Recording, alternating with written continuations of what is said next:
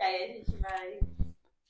Mas pode falar Já? quem é você, não sei. Eu sou Marcílio Braga, sou remansense, só que eu não sou natural dessa cidade que estou hoje aqui. A minha cidade ficou lá em Nudada, que era a minha terra natal.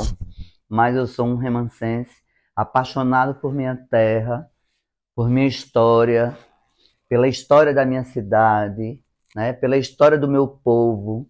E gosto até de dizer assim, aí tem o Padre Cícero no Juazeiro do Norte. Aí eu digo que eu sou também um dos defensores, né, da causa da minha terra, da minha cidade, das pessoas mais necessitadas, que, que sofreram mais nessa transformação da cidade, entendeu? Porque os ricos ficaram mais ricos e os pobres ficaram os mais pobres. Então a Chesme, na época, era o regime militar, então era forçado a tirar as pessoas de casa. Teve gente que saiu de casa algemado, amarrado, né? Jogado em cima de um caminhão com a mudança, cachorro, pote e tal, para vir embora para a cidade porque a água estava chegando. Então tinha gente que não acreditava que a água ia chegar. Então teve gente que ficou até a última hora. Então teve que ter essa força militar, que era o regime militar que fez.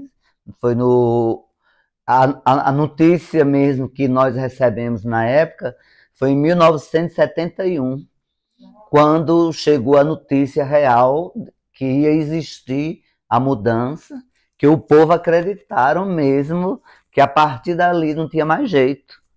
Ninguém conseguia brigar mais pela história de Remanso. Remanso era uma cidade linda. Remanso tinha cinema, Remanso tinha aeroporto, Remanso tinha teatro. Então a cultura de Remanso era maravilhosa. Então acabou tudo, tudo, tudo, tudo. Ficou tudo embaixo d'água.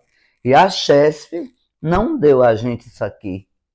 Que a Chesf poderia dar um teatro aqui, porque se ele derrubou o nosso lá, acabou com o nosso. Tanto que eu digo, a nossa igreja de Remanso Velho, se você ver as fotos, a igreja era a coisa mais linda do mundo. E hoje a nossa igreja daqui, que eles é um galpão, eu chamo de um galpão, porque eles fizeram o galpão e acabou e deram.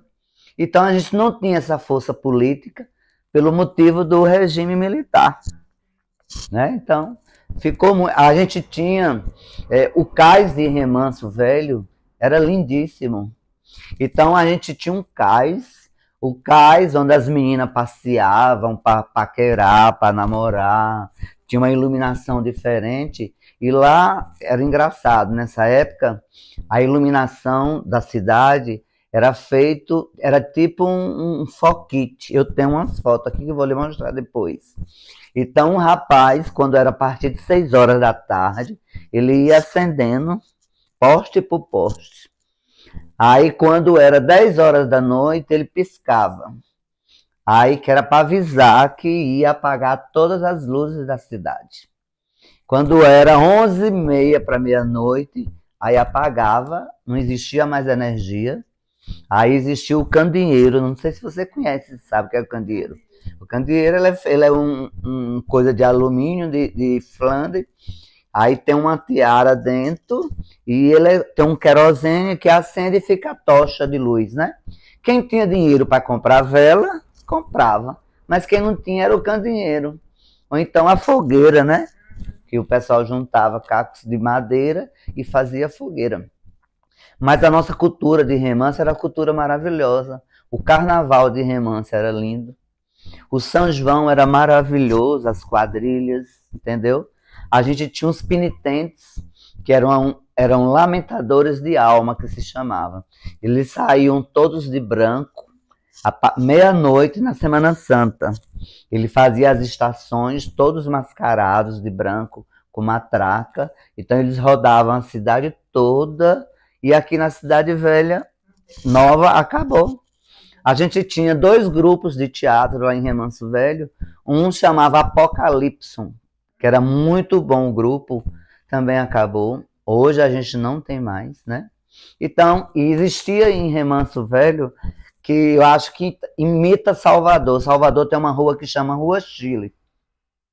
E essa Rua Chile, lá em Salvador, era uma rua famosíssima.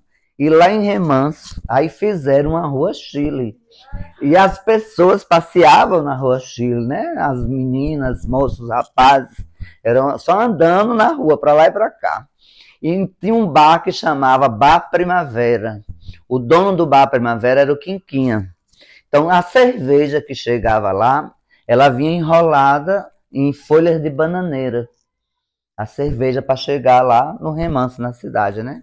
Então, essa cerveja, quem tomava uma cerveja em Remanso Velho ou tomava um refrigerante, era quem tinha dinheiro.